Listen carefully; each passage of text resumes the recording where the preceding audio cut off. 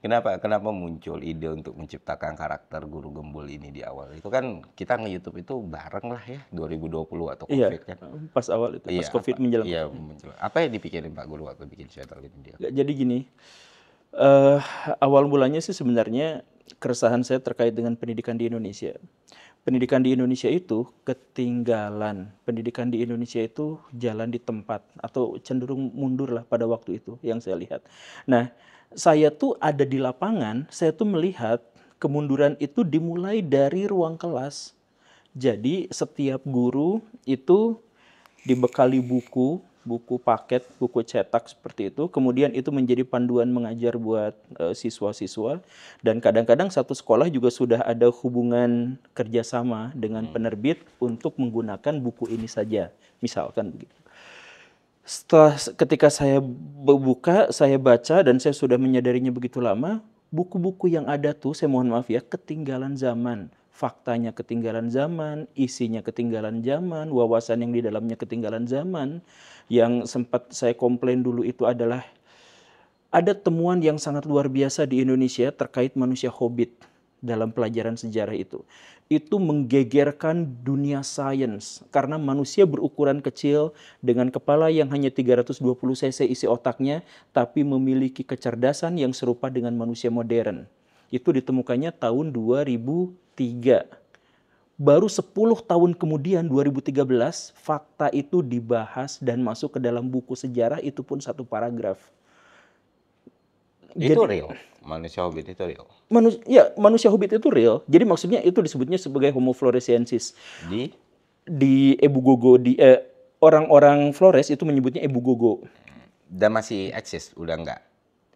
Nah, ini yang fun Oke. fact-nya. Jadi gini, di Aceh itu ada legenda orang Mante. Di sebelah selatannya, di kawasan Jambi, kawasan Iya, Riau, Jambi, itu ada Jambi. Uhang Pandak. Kemudian di Gunung Flores itu ada Kerinci yang itu. namanya, betul sekali, ada Ebu Gogo. Kemudian laporan dari Marco Polo. Marco Polo waktu tahun 1200 datang ke Aceh, dia menemukan ada makhluk-makhluk serupa manusia tapi kerdil, berukuran kecil dan berwarna hitam. Jadi laporan tentang makhluk-makhluk itu tuh selalu ada. Kemudian fosilnya lalu entah memang satu spesies yang sama atau tidak, tapi dia ditemukan di Flores. Dan ketika ditemukan di Flores itu gempar dunia, ada perdebatan sengit apakah itu adalah makhluk yang cacat atau itu spesies dengan ukuran yang memang seukuran itu. Kalau memang itu seukuran dengan itu luar biasa karena bersamaan dengan ditemukannya tulang-tulang yang kemudian kita sebut Homo floresiensis itu, ditemukan fosil megalania. Megalania itu komodo yang ukurannya 10 kali lipat dan makhluk-makhluk kecil itu makan itu.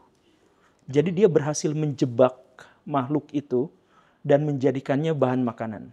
Artinya makhluk ini memiliki kecerdasan yang sama dengan Homo sapiens lain di pulau lain.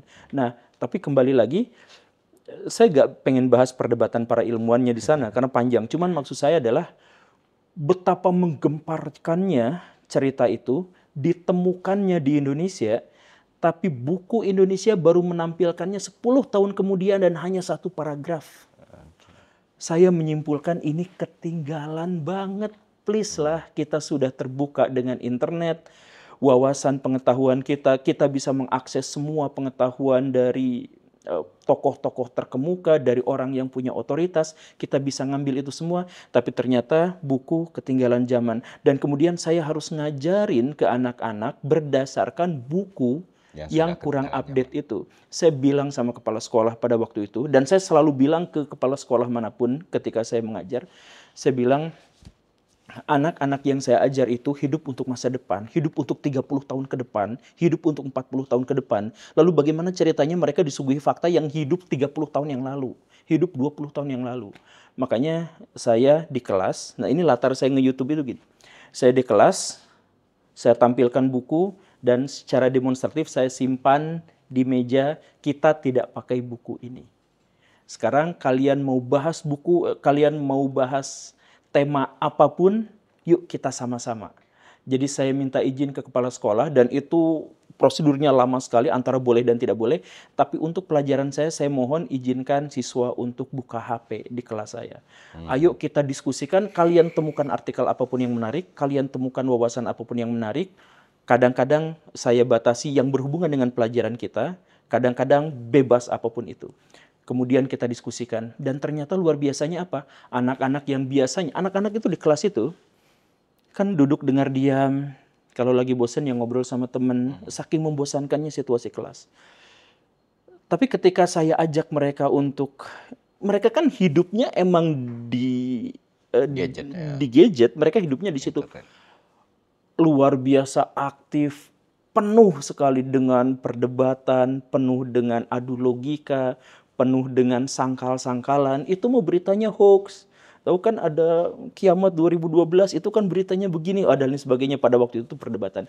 Dan akhirnya setiap bel berbunyi, bel berakhir pelajaran saya, mereka nggak mau berhenti. Mereka bahkan sampai mengorbankan jam istirahat mereka Untuk dialektika ini. untuk berdiskusi ini. Gak muat waktunya, bagaimanapun saya tuh bilang waktunya tuh gak muat.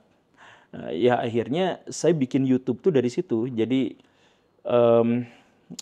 ya saya bikin kecil-kecilan dengan murid saya tuh mungkin selama 1-2 bulan lah bikin video di kelas, gagal lagi. Gimana caranya kita kaum amatir ini bikin video yang ini gitu. Nah, setelah gagal-gagal terus dibantu sama istri saya, karena istri saya tuh ngelihat saya tuh kan suka marah-marah di depan TV itu. Ya ini pejabat ini konyol banget, kenapa gini? Nah, kayak gitu kan. Akhirnya istri saya bikin YouTube, udah nggak usah repot-repot di kelas kayak gimana, udah aja duduk di depan HP. Ya di depan HP itu yang apa itu? Oppo, saya ingat dulu tuh. Kan dulu tuh saya tuh masih fakir miskin. Gaji itu masih 850.000 2 orang. Gaji gabungan saya dan istri saya. 830.000. Ya bikinlah kayak gitu. Dan saya tuh sebelum bikin itu saya ngomong sama istri saya bahwa saya tuh janji, saya tuh yakin, saya tuh bakal dikenal orang. Saya tuh bakal ngacak-ngacak orang, bikin orang marah. Saya tuh yakin banget dengan itu. Karena saya nge-YouTube tuh bukan hanya sekedar AdSense. Saya nge-YouTube tuh bukan hanya sekedar apa, tapi ini adalah pelampiasan kemarahan, keresahan. Dan saya punya visi dalam kehidupan. Saya yakinkan ke depan tuh kita mungkin akan membahayakan diri kita sendiri. Jadi yuk kita cari persona, samaran apa gitu. Ya, akhirnya ini dan ini. Lahirlah persona Guru Gembul ini. Iya, jadi nyontek Ki Hajar Dewantara kan. Ini kan Ki Hajar Dewantara. Karena untuk memitigasi semua bahaya-bahaya tadi lah. Iya. Tidak muncul dengan pribadi yang sebenarnya gitu. Munculnya karakter Guru Gembul ini. Dan untuk dan untuk bikin kehidupan privasi saya tuh nggak terganggu gitu. Tapi faktanya kan terganggu juga. Sekarang musuh-musuhnya canggih-canggih banget. Yang luar biasa tuh ada sebuah BUMN tiba-tiba ngirim surat cinta ke saya. Somasi. Namanya asli saya, alamatnya dia langsung ke situ, dan yang datang itu adalah elitnya lah. Wah, kok bisa tahu rumah saya gitu. Jadi kalau mau tuh mereka bisa ngelacak gitu. Jadi dan itu bisa diselesaikan karena saya bilang saya tidak ada delik yang bisa kena ke saya gitu. Ya setelah diskusi ya udahlah, silahkan aja gimana kamu. Tapi akhirnya itu yang berbahaya tuh sebenarnya bukan itu. Serangan saya yang cukup berbahaya itu ya ketika mereka nggak main hukum, justru ketika mereka tuh nggak main somasi, yang membahayakan tuh itu. Ya kan Akang juga tahu lah. Jadi ini udah direkam benar ya. Jadi terima kasih banyak dulu tuh atas perlindungannya. Tapi ya yang berbahaya itu, nah yang sekarang sedang saya hadapi itu framing gila-gilaan, pengerahan buzzer habis-habisan. nyerangnya tuh akun saya. Jadi mereka tuh ngerusak kredibilitas saya, mereka tuh cari-cari kesalahan, kemudian video dipotongin dan lain sebagainya. Konteksnya dipisahin. Iya, konteksnya asli itu konteksnya dipisahin. Eh, dan sekarang sedang mengalami pemboikotan. Jadi saya dalam 2 tahun terakhir itu mengalami khususnya 1 tahun terakhir itu mengalami pemboikotan. Jadi subscriber saya itu gini, tag, cekluk, cekluk, cekluk gitu. Oh iya. Relatif turun. Karena diboikot. Jadi semua orang dan kan Akang punya media analisis kan, saya juga ada gitu.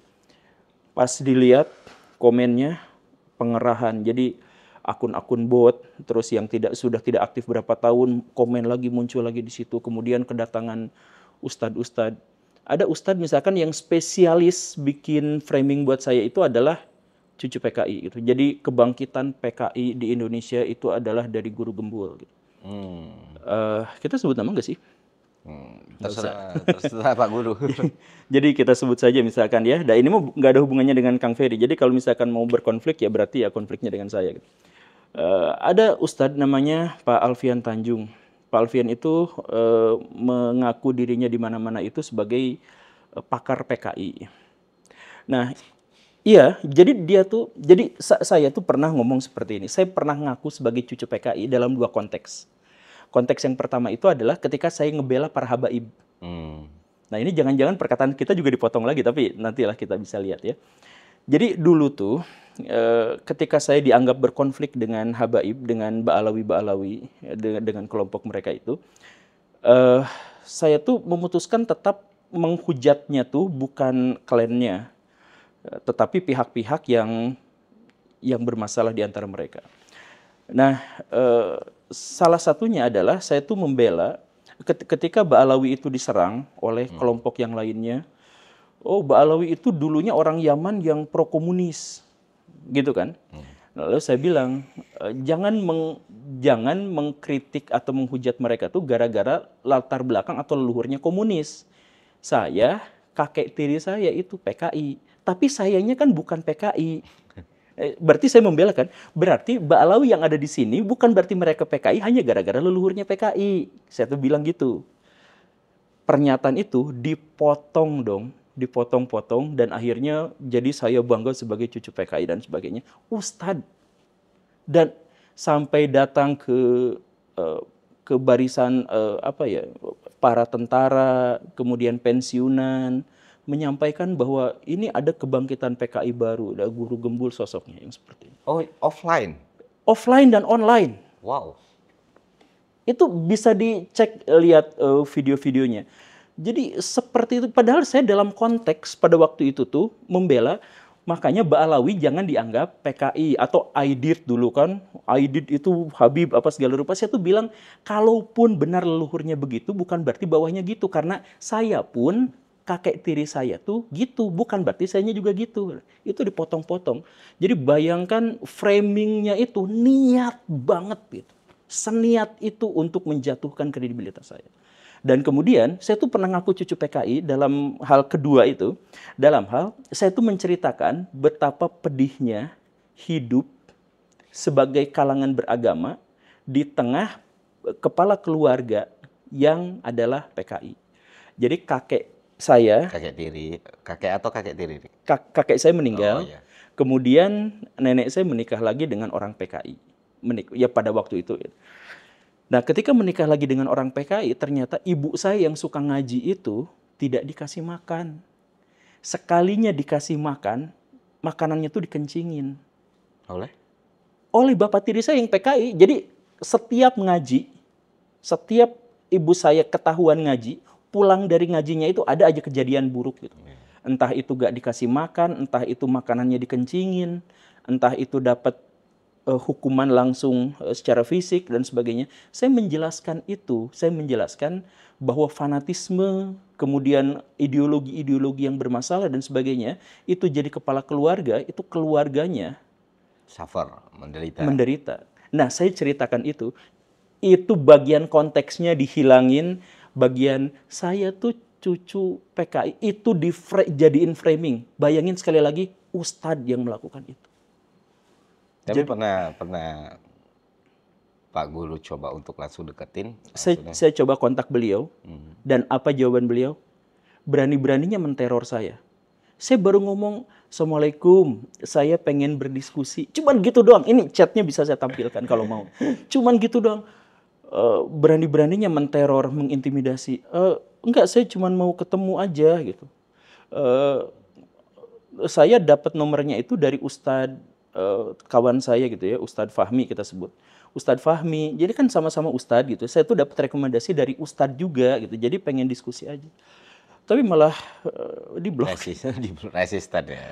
Jadi ya sekarang, ya kayak sekarang itu ada pengerahan besar. Jadi saya tuh dianggap dalam hal ini tuh memusuhi Islam, dianggap memusuhi habaib dan lain sebagainya. Eh, saya sulit menjelaskan bahwa ini tuh ada konteksnya gitu. Jadi apa yang saya katakan tuh gak berdiri sendiri sebagai sebuah fakta dan fenomena, menjadi fenomena tuh ketika ada konteksnya gitu. Menjadi jadi bukan diksi, bukan konsep, tapi abstraksi yang lebih luas. Saya tuh ingin menjelaskan itu, tapi betapa sulitnya. Dan ya itu serangan terhadap ini buzzer-buzzer apa segala rupa sekarang tuh benar-benar sedang mengganyang saya. Tapi mereka salah kalau mereka berpikir bahwa saya itu takut. Saya nggak takut sama sekali dengan ini semua. Mempengaruhi nggak, Gus? Apa? Gus lagi, Pak Guru mempengaruhi nggak buat Pak Guru? Membuat saya menjadi semakin apa ya? Secara psikis, psikologis, bikin hidup nggak tenang or something like that. Hidup keluarga saya itu masih baik-baik aja seandainya memang tidak ada serangan-serangan yang langsung gitu. Yang misalkan, ayo kita geruduk sama-sama rumahnya, alamatnya di sini nih, Fred, sebarin gitu. Nah itu yang bikin kesel tuh. Kalau mau diskusi ya diskusi aja gitu. Cuman ya serangannya itu pada fitnah, pada framing, menciptakan stigma, membuat narasi-narasi yang berkebalikan, kemudian menyebarkannya, ujaran kebencian. Dan jadi kita tuh sebenarnya adalah pihak-pihak yang suka ngajak ribut orang kan, suka ngajak berantem orang. Cuman bedanya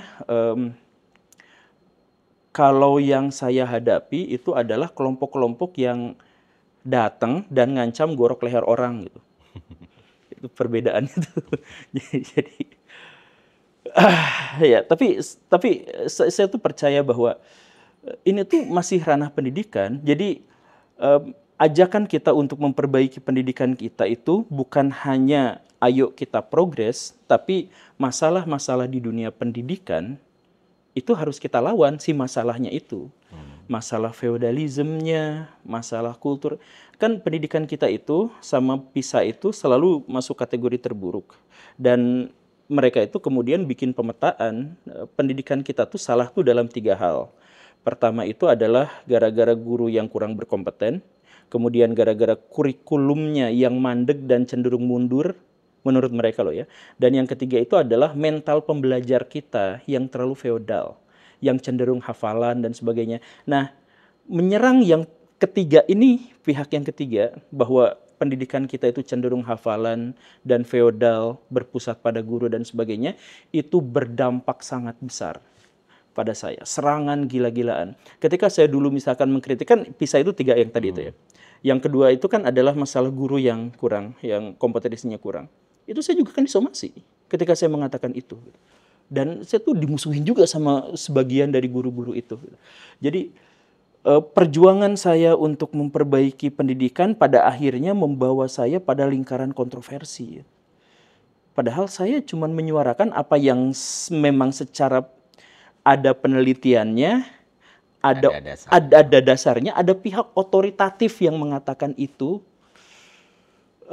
Tapi ya mungkin saya berhadapan dengan ego yang besar, bukan berhadapan dengan ego yang sangat kuat. Gimana kalau sebaliknya? Jangan-jangan kitanya yang punya ego yang sangat besar. Ya. Kitanya yang punya pemikiran bahwa ini bisa diubah dengan brute force seperti ini, atau kitanya yang tidak berpikir bahwa kompleksitas di dalam itu lebih besar sekali sehingga kita memilih cara paling mudah gitu. karena punya platform, punya media, kita bicara gitu. Dan the end of the day itu menghasilkan kausalitas yang lebih rumit lagi dibagi para pelaku yang ada di dalam industri itu. Pernah nggak Pak Guru itu mempertimbangkan hal-hal seperti itu dan jadi evaluasi ke depannya, oh kayaknya gue harus membuatnya seperti ini nih, kayaknya gue harusnya membuatnya kayak gini, kayaknya gue harus bikin manifesto sendiri, bukan cuma soal video di dalam video atau soal suara di dalam video, tapi ada tindak lanjut yang dilakukan setelah apa yang kita bicarakan gitu. Dan saya juga pengen tahu gimana Pak Guru menghandle situasi di mana ketika kita sadar, oh yang kita omong ini ternyata salah, ternyata keliru gitu. Dan kekeliruan itu ternyata sudah berdampak besar nih buat orang lain. Dan how you can handle it? Pertama, masalah yang pertama itu bagaimana seandainya yang jadi masalahnya itu adalah ego kita yang terlalu besar untuk memaksakan bahwa ini adalah gagasan yang harus diterima nih, harus idealnya seperti ini. Gitu. Gagasan yang harus diterima dan perwujudan perjuangannya itu harus dalam bentuk yang seperti ini, gitu kan ya. Saya tuh mewajibkan diri saya tuh untuk mengevaluasi diri saya setiap saat gitu. Dan saya tuh selalu berpikir bahwa pada akhirnya ini hasil analisis pribadi. Setiap malam, setiap bangun tidur, saya tuh coba mengevaluasi apa yang salah dari diri saya gitu ya. Coba. Tapi pada akhirnya yang saya temukan itu adalah yaitu benturan ego lawan ego. Misal, dulu saya pernah berbicara di ruang publik, di online dan offline sekaligus. Saya mengkritik seorang guru besar. Kritikan itu saya pikir karena judul besarnya itu adalah diskusi publik gitu ya. Judulnya tuh diskusi publik gitu, di sebuah kampus terkemuka. Ya saya langsung aja kritik secara langsung gitu. Tapi yang kemudian memunculkan perlawanan itu bukan soal narasi saya. Jadi saya tuh dalam hal ini tuh 2 kali kejadian kayak gini. Bukan ngebahas narasi saya, bukan ngebahas kritik saya. Tapi ngebahas kenapa dia berani ngeritik guru besar. Padahal dia S1. Yang jadi bahasannya itu. Itu kejadian pertama. Kejadian yang kedua hampir mirip juga. Saya berdiskusi di sebuah tempat terbuka. Kemudian saya kritik fakta-fakta yang disampaikan oleh pembicara sebelumnya yang adalah seorang profesor, guru besar, dan seterusnya. Kemudian saya kritik itu. Nah, kemudian panitia itu bilang, Anda di blacklist mulai sekarang ya, nggak boleh lagi berbicara di sini. Apa masalahnya? Masalahnya adalah ya Anda mengkritik pendapat dari Pak ini gitu. Jadi saya tuh berharap bahwa saya tuh selalu terbuka kalau saya salah. Kalau saya salah, saya akan minta maaf. Kalau misal diundang untuk berdiskusi dan sebagainya, saya juga akan datang. Dan saya akan mempertaruhkan reputasi saya untuk dihujat apa segala rupa. Ya kita terbuka aja. Karena untuk bisa tahu saya benar dan saya salah itu adalah saya punya pandangan seperti ini, kemudian dikonfirmasi oleh pihak lain. Kalau menurut saya salah, menurut orang lain salah, oke, berarti saya salah. Kalau menurut saya benar, orang lain mengiranya saya salah, ayo kita diskusikan, mungkin saya yang salah. Kalau memang ada fakta-fakta yang ini, saya akan sampaikan bahwa fakta yang saya sampaikan begini dan begitu itu salah. Dan kalau misalkan ada tindakan, saya akan menyebut. Dan saya tuh sama sekali tidak anti kritik. Kalau misalkan untuk soal ego-egoan, insya Allah nggak ada itu ya. Saya tuh setiap misalkan pernah kalah debat, saya langsung bikin videonya, oke, saya akui itu misalkan. Ketika ada fakta dari sebuah video saya yang salah, oke, saya pin, ini koreksinya adalah seperti ini gitu. Dan lain sebagainya. Tapi pada gilirannya saya tuh selalu menempatkan bahwa saya tuh bukan pakar, saya tuh bukan ahli, saya tuh bukan orang yang punya otoritas dalam hal itu. Jadi video saya itu adalah video sebagai seorang guru yang anak-anak ada pendapat kayak gini nih. Lalu saya bungkam. Lalu anak-anak berdiskusi semaunya mereka untuk menemukan ide-ide baru, untuk menemukan wawasan-wawasan baru dan sebagainya.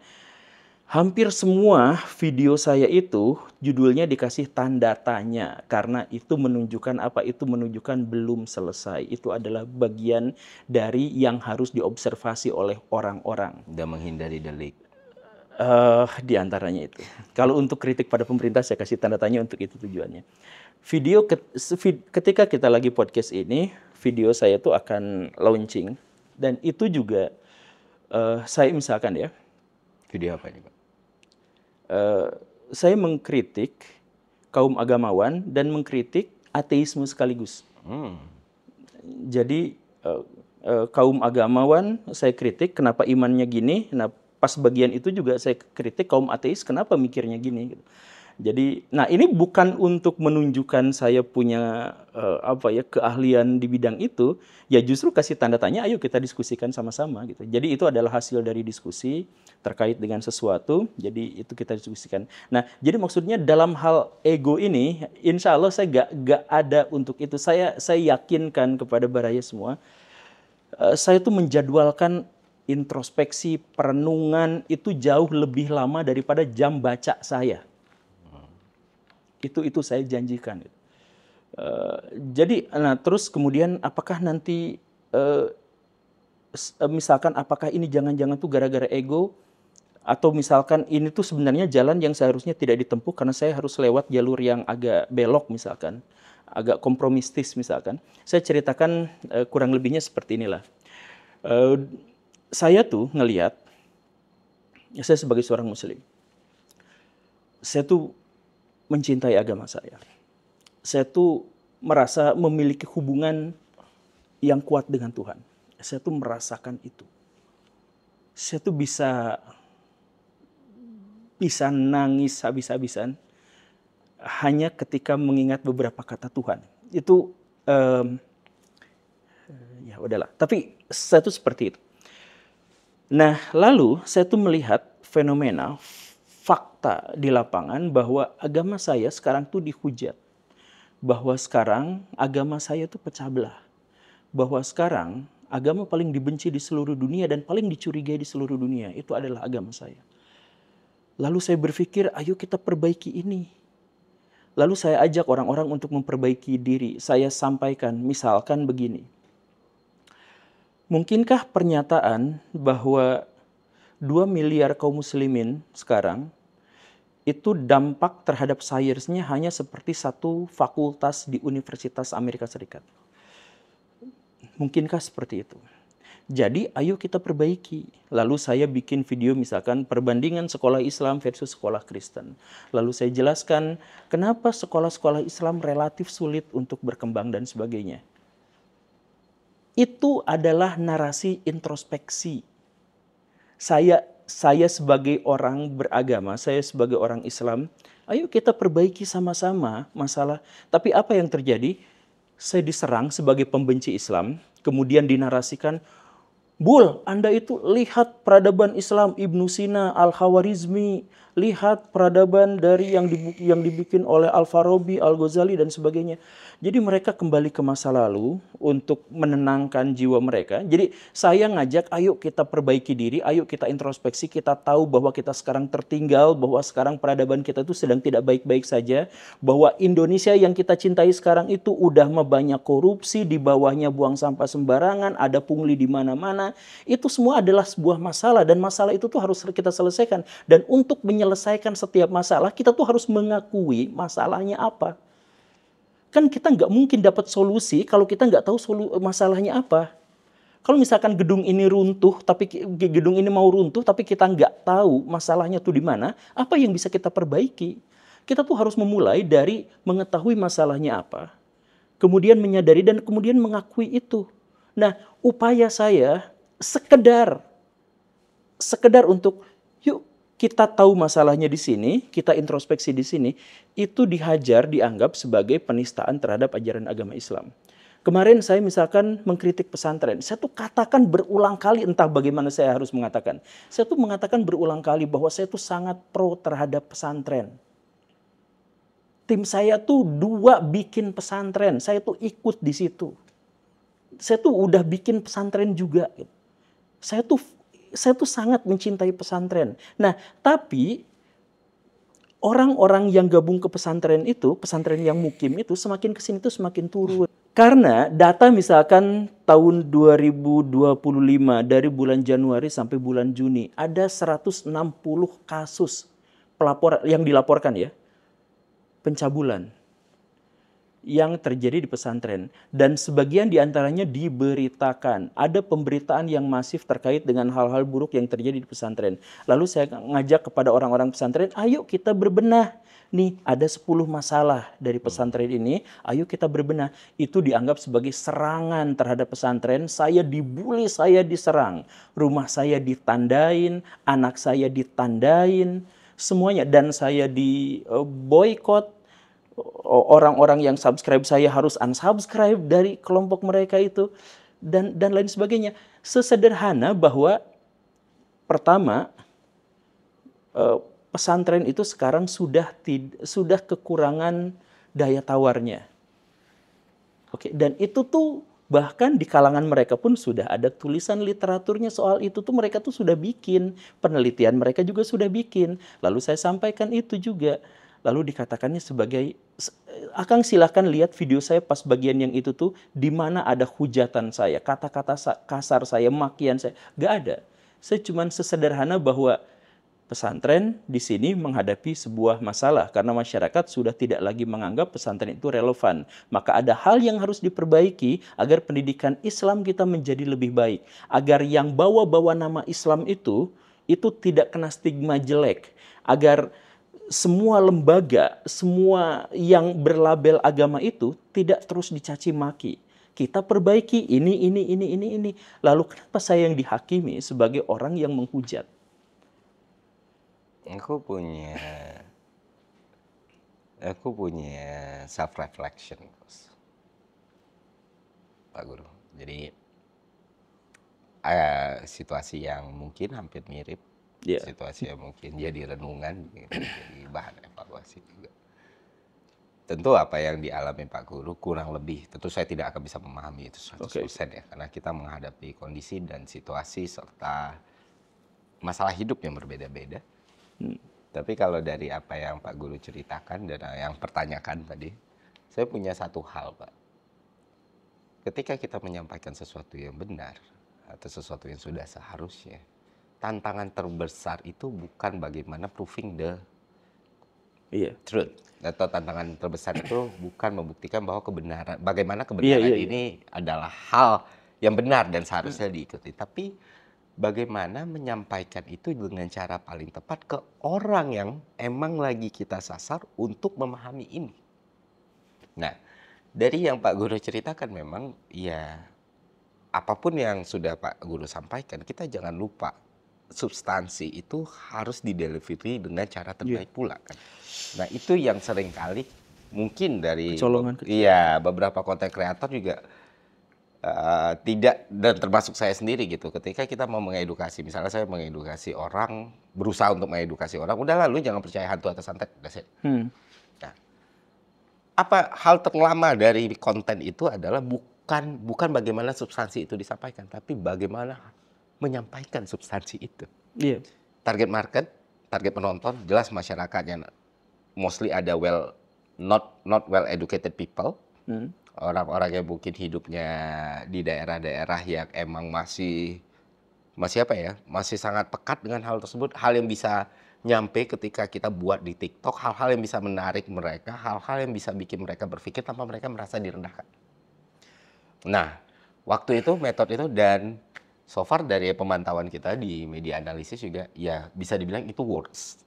Dari sejak itu sampai sekarang orang-orang mulai, kalau di Twitter itu udah berubah tuh, siapapun yang sekarang ngomongin soal santet atau apa, berobat gitu. Orang kalau dulu tuh kan malah jadi film, jadi film kan. Dan di TikTok pun magically-nya berubah. Nah, kalau aku pakai pendekatan yang brute force tadi, bodoh kalian ini nggak ada dasar bla bla. Tapi aku merasa kayak mereka akan sangat suka kalau mereka ada cerita di balik itu, ada tantangan di balik itu, ada something, ada sesuatu yang wah, kalau ini gagal harusnya logiknya ya memang susah nih, karena cerita sebelumnya yang didengar seperti itu gitu. Hal-hal seperti itu. Nah, kalau dari penuturan Pak Guru tadi, ya saya memahami sekali bagaimana misalnya Pak Guru berusaha untuk mengedukasi orang kalau feudalism itu seharusnya tidak dipelihara dengan cara seperti itu, karena kan seperti itu kan Iya. dalam pendidikan dan lain sebagainya. Kemarahan itu ada karena yang pertama kali ditebus dari konten Pak Guru bukan prefrontal mereka, tapi amigdala mereka kan. Jadi kan, ya ini benar atau salah, gue tersinggung nih, gitu. Gue tersinggung nih. Nah, kalau kita berhadapan dengan orang yang begitu cepat tersinggung, Heeh. ya berarti kan harus switch ya, Atau- harus switch metodenya ya. Tapi gini Kang, Hmm. eh kita sama-sama diserang lah dengan kekuatan yang sangat masif. Tapi lawan kita tuh agak berbeda sedikit. Jadi saya menganggap bahwa apa yang saya rasakan, Akang juga sebenarnya merasakan. Cuman Akang punya strategi dan eh, kebijaksanaan dalam hal itu. Nah, tapi saya sebenarnya punya pertimbangan yang lain. Apa tuh? Yang saya hadapi itu sebenarnya adalah kelompok-kelompok yang mensakralkan sesuatu di luar konteksnya. Dan saya melihat ini bahwa sekarang, jadi orang-orang yang seperti saya dalam konteks ini atau dengan wujud seperti ini, itu biasanya baru akan diterima setelah kemarahannya reda. Jadi saya tuh akan menumbalkan diri saya sendiri untuk dimarahin. Saya ambil resiko itu karena biasanya setelah reda, orang-orang tuh ini persis seperti yang dialami Gus Dur misalkan. Gus Dur itu pas zaman itu tuh dibencinya tuh setengah mati. Di demonya tuh gila-gilaan. Dikatain kafir, murtad, dibaptis sama pendeta.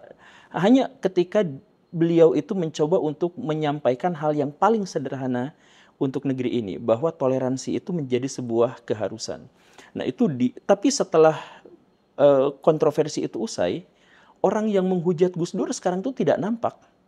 Walaupun masih ada. Sebaliknya yang muncul itu adalah orang-orang yang sangat pro dan menjadikan Gus Dur itu sebagai ikon guru bangsa.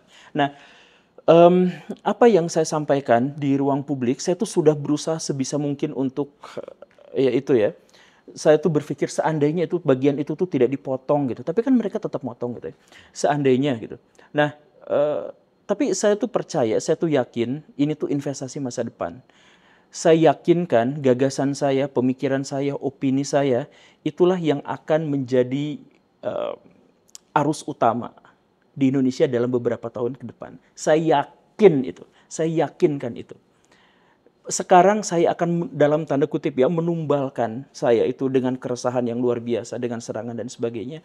Karena saya udah nggak punya pilihan dan saya nggak mampu sampai sebatas ini, sampai sebatas sekarang ini, nggak mampu punya kebijaksanaan dan kehebatan Akang untuk bisa membalut pesan-pesan ke dalam sebuah narasi yang lebih tidak menyinggung. Saya tuh belum punya keahlian di bidang itu.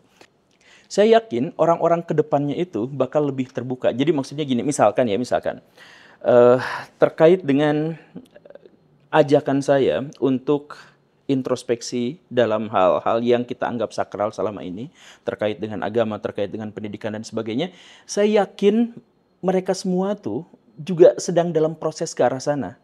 Cuman mereka melampiaskan kemarahannya itu karena saya adalah satu-satunya orang yang ada di situ. Gak di dunia YouTube itu cuman saya yang ada di situ tuh.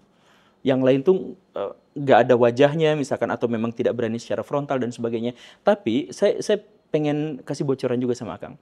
Walaupun saya misalkan saya dihujat sama pimpinan pondok pesantren, sama ormas apa dan sebagainya, ada belasan atau puluhan kiai ustadz yang ngechat saya, ngobrol, saya dukung.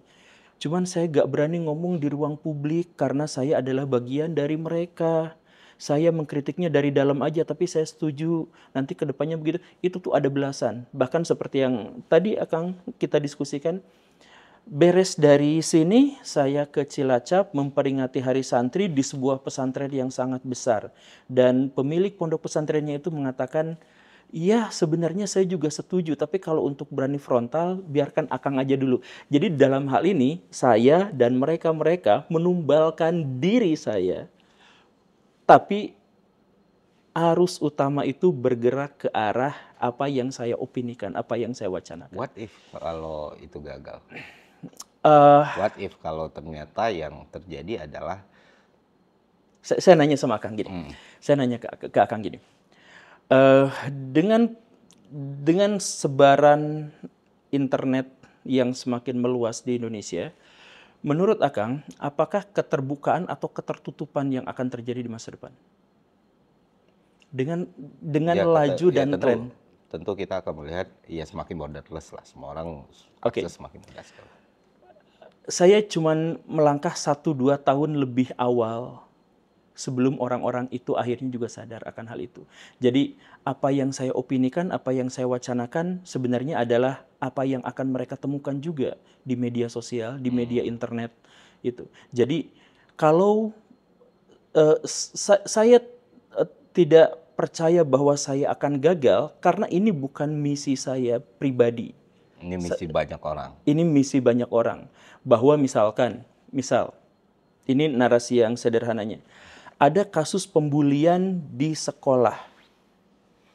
Dulu dianggap lumrah karena nggak ada media sosial. Sekarang diviralkan. Itu akan menggerakkan masyarakat dengan atau tanpa saya. Masyarakat itu akan bergerak untuk menetralisir hal-hal yang mungkin akan terjadi atau memitigasi hal yang mungkin akan terjadi berikutnya yang serupa dengan itu. Gitu kan? Jadi saya hanya ada di posisi itu selangkah 2 langkah lebih duluan dan kemudian mengambil semua anak panah itu untuk diserahkan, untuk ditancapkan ke badan saya.